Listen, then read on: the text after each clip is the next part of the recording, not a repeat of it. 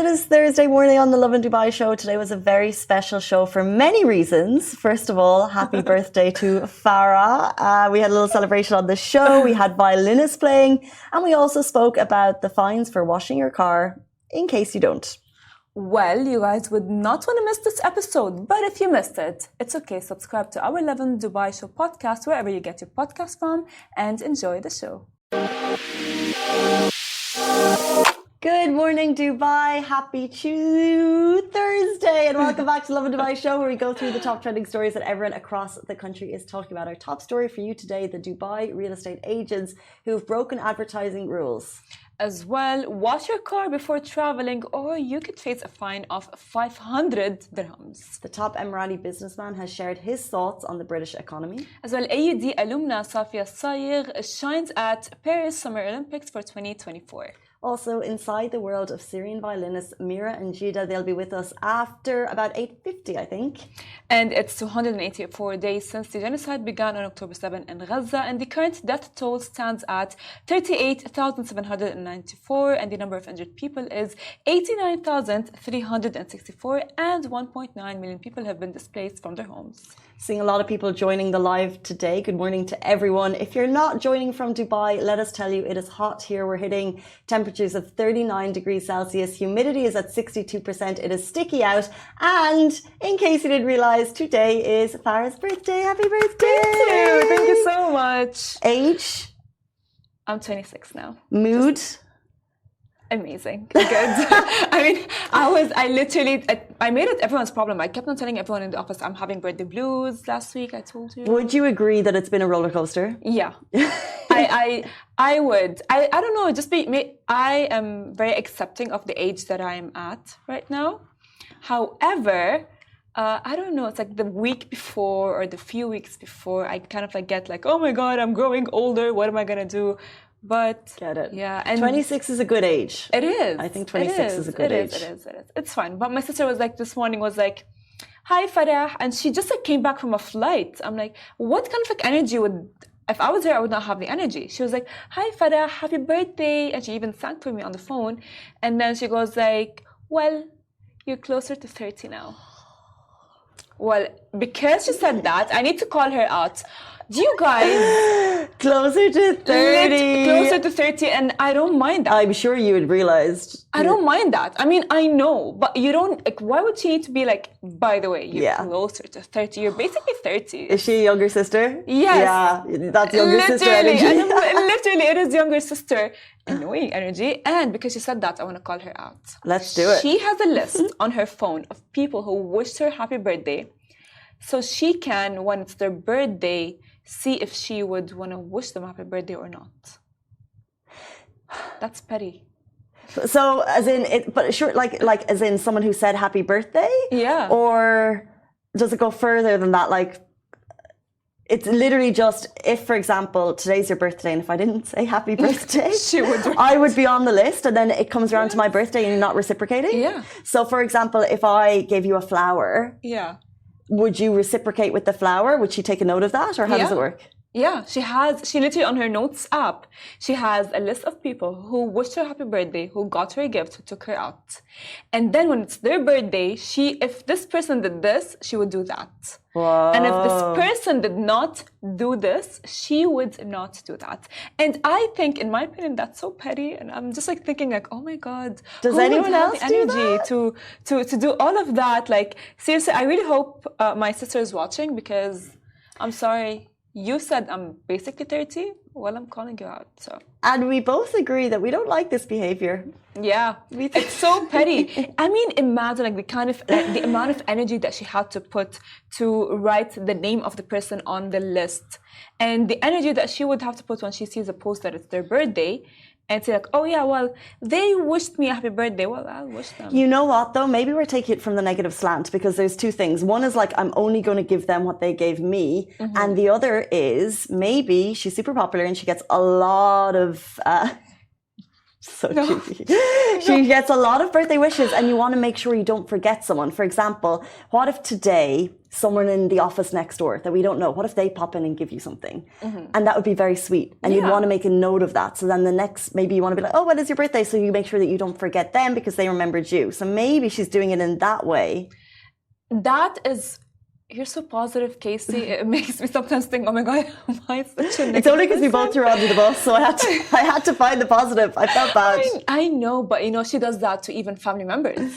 Right. Because sometimes I'm the kind of person I do give people a lot the benefit of the doubt. So it's what if they forgot? What if they're busy? What if they have things to do? Which could be. But she does not give people the benefit of the doubt. So even some people from the family members would not wish her happy birthday, she would have them on the list. Well, now you know, guys, if you're in Farah's family, you're being done dirty on that list.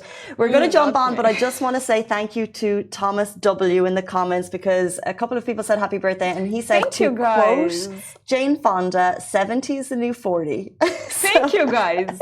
So as we get older, 40 is by the way 100% the new 30. I agree. And 26 is the new 21. Yeah, I agree. Let's jump into our top story. Well, 256 brokers broke Dubai's real estate ad rules. During the first half of 2024, the Dubai Land Department imposed fines on 256 brokers for violating real estate advertising regulations. Over this period, the Dubai Land Development Real Estate Control Department conducted 450 field inspections of real estate firms and projects alongside of 1,530 checks on related advertisements. These efforts resulted in 1,200 warnings issued to brokers and entities that breached advertising firms. Now, Ali Abdullah Al Ali, who's the director of the Real Estate Control Department at DLD, which is the Real Estate Regulatory Authority, RERA, he emphasized the importance of adhering to the regulatory guidelines to sustain and develop the market. They have urged brokers and the public to avoid unauthorized property advertisements. Well, let me tell you, actually, there are a lot of stories that I hear of people who want to whether rent or even buy a house, and they got kind of scammed by the broker or the real estate person. This is the thing, and that's why we're so lucky to have the DLD really working on the case to make sure that the process is regulated and streamlined. I don't know exactly, in terms of advertisements, does that mean a physical advertisement? My only personal experience of this is when you go on to a property aggregator and you message 10 people about this apartment, and then they're like, oh, well, that one's gone. But we might have another one for you. So it's just not a very fast process of maybe it was an advertisement that's just been sitting there for a long time. So they've got a one bed with photos up and they don't. But this is exactly the type of stuff that they're trying to remove to help people if they're looking for properties. And it's even happened to me, actually. I was, how I'm thinking of moving out and all of these things. So we are looking for apartments. And I saw a beautiful apartment on the internet, and I wanted to go and check it out. So the guy was kind of weird. He was like, no, send me your ID number and all these things. And I was like, why? But I did not. And so I went to the building that it said this apartment was in. And I'm like, hey, I'm at the building. Oh, you went? I went. I'm like, you know what? It's either you or me. Let's see who's going to win. And then he goes well, what building, ma'am? And I said, I'm at the building of this apartment, and I sent him the link and so on. And at the same time, I asked the security guard, I'm like, are there apartments? And he goes no. And that's when I knew that it's a scam. And then after that, he kept on literally spamming my phone. And I'm like, you're a scam, leave me alone. And I blocked the guy. Yeah, that's true. I would probably wait until you have an agent there to bring you into the apartment, because I've been I've just seen the apartments I like, so I go to the building, and sometimes the securities can help you. They have an unlocked apartment and sometimes they don't. So I would wait till you have a broker to let you in, because they're kind of authorized to open that door, as we are not. I agree with you. What? Speaking of regulating and tidying up the city, we jump into our next story, which is you must wash your car before you travel or you might face a fine of 500 dirham. Drivers, you have been warned. On July 13th, Dubai municipality shared a reminder in social media for residents to ensure that their cars are kept in tip-top shape before traveling. So, for example, if you are parking in a public parking space in particular, this post means for you. Well, the post reads as follows: don't let abandoned cars spoil our city's beauty, and it offered as well tips like not to leave your car in a public area and to clear your car regularly, especially before traveling. So this follows on from a report in July 2019 when Dubai police enforced a rule that says residents can face a fine of 500 dirham if their car is parked in a public place and left unwashed for a long period of time.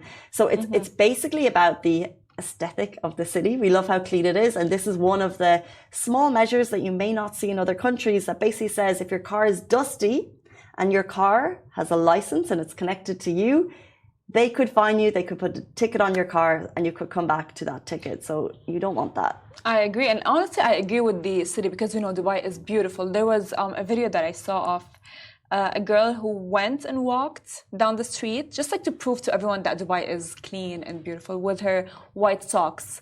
And towards the end, she showed everyone her socks are still clean. Yeah, because right.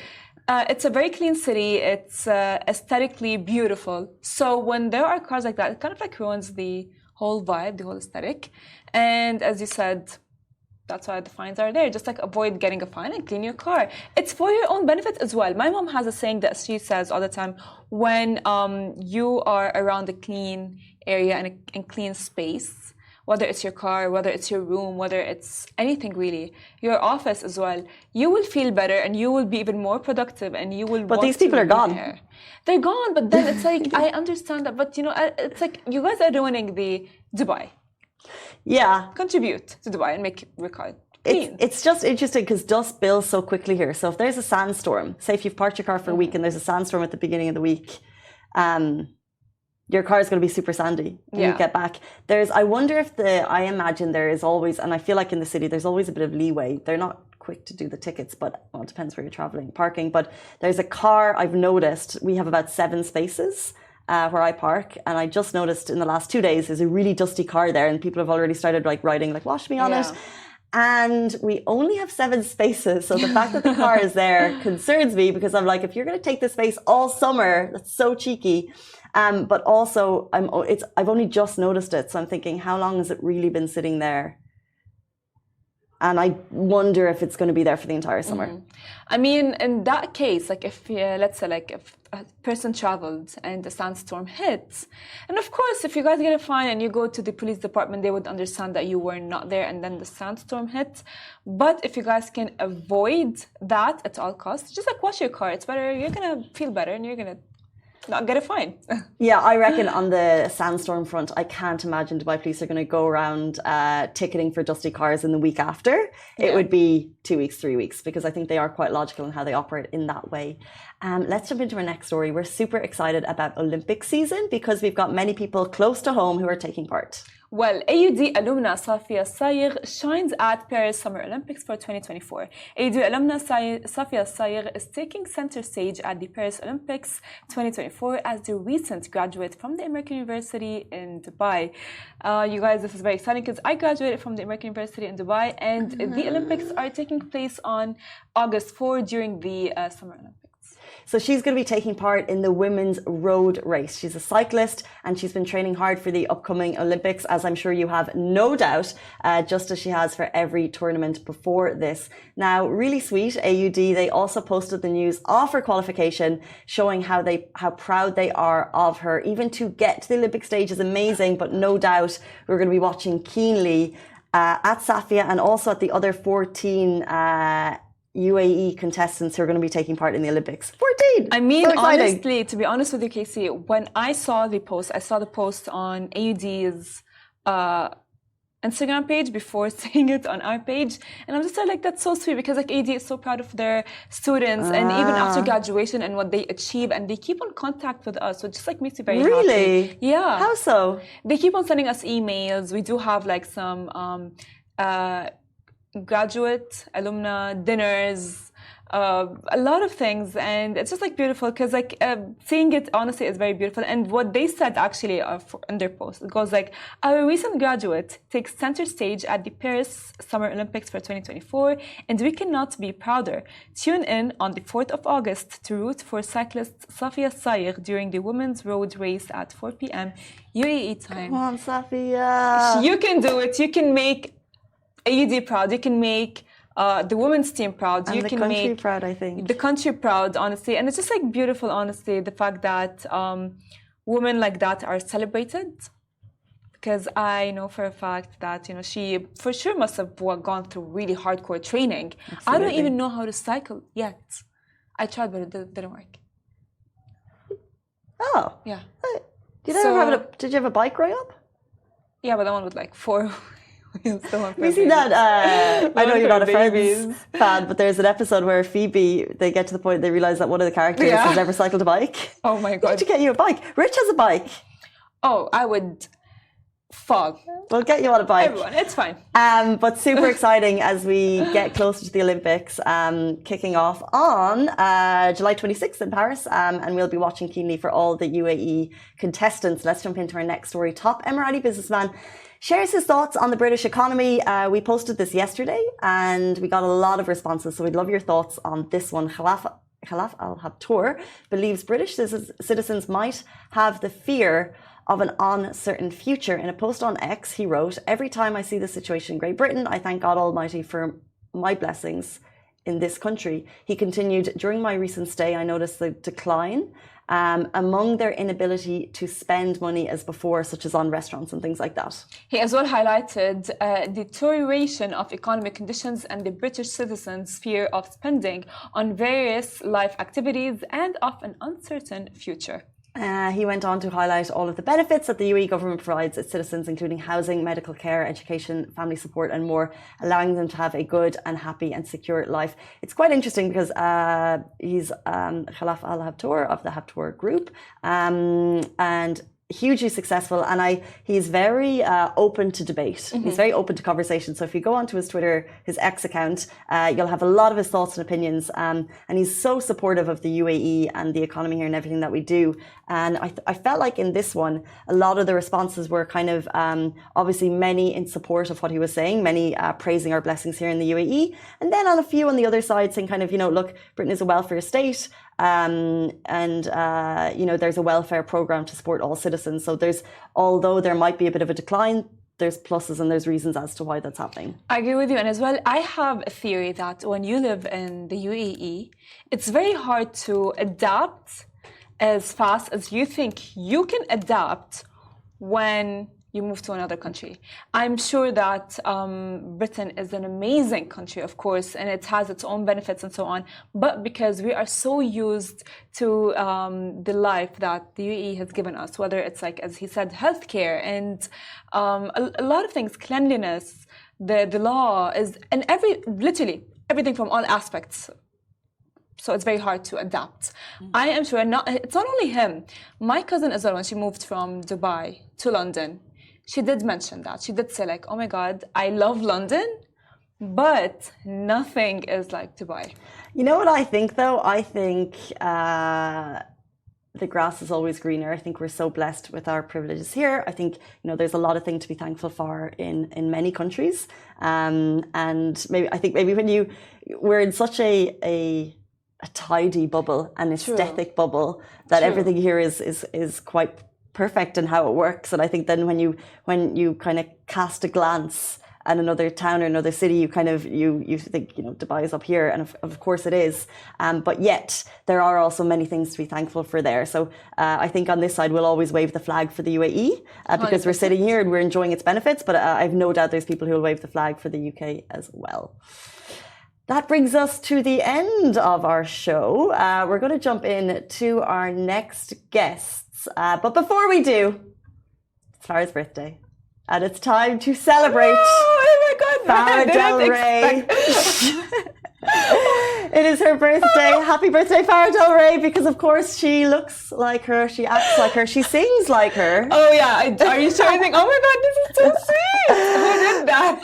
I failed That is dramatically. so sweet. Oh my God, that is so sweet. Thank you so much. You didn't need to. Oh my God. Oh my God. Birthday to you. Happy birthday to you.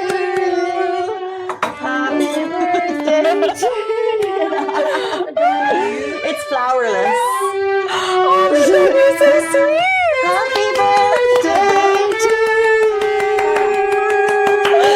Thank you so much. Thank you guys so much. That's That is amazing. so sweet. Thank you so much. Guys, this is Mira and GJ. We're going to have them on very, very shortly. Thank you guys. That was Of beautiful. course. Thank you so much. There's a lot of people staying back there. Thank you. You're so Happy sweet. birthday, Farah. Thank you so much. You have Thank to you wear so this much. all day. Sorry, I should have stood up. Thank you so much. Oh my God, this is the best birthday surprise ever. I love it. Oh my God, I'm so gonna. Everyone's left already. Everyone left. This is flourless. It's gluten-free. Oh my God, thank you so much. I'm so gonna eat it. I went to Magnolia Bakery and I was like, what's gluten-free? She nearly laughed me out of the door. And she pointed at this one. I was like, that's fine. Sweet. That is so sweet of you. Thank you so much. No, You really no, no, didn't no. have Happy to. You birthday. really didn't have to. But we both need to eat. Absolutely. Because for good luck. Absolutely. For good luck. We can tuck need in. to. Perfect. Oh my God. Okay, so I need to. Do I put this here? Oh my God. I'm trying to We can figure just it stick out. this right here. If no one's seen the resemblance, this is our Farah Del Rey in the office. Farah is, by the way, a ray of sunshine. She's only started a couple of months ago, but she brings a lot of light to this office. So happy birthday. I'm so gonna wear this. Literally. Okay. Thank you so much. We'll let you go and eat your cake. And Wow. we'll bring in, by the way, that violin performance was Mira and Jida, two Yes. Syrian violinists who live in the I UAE. need to go and fix this. And they will be Figure with it all us out. after this short break.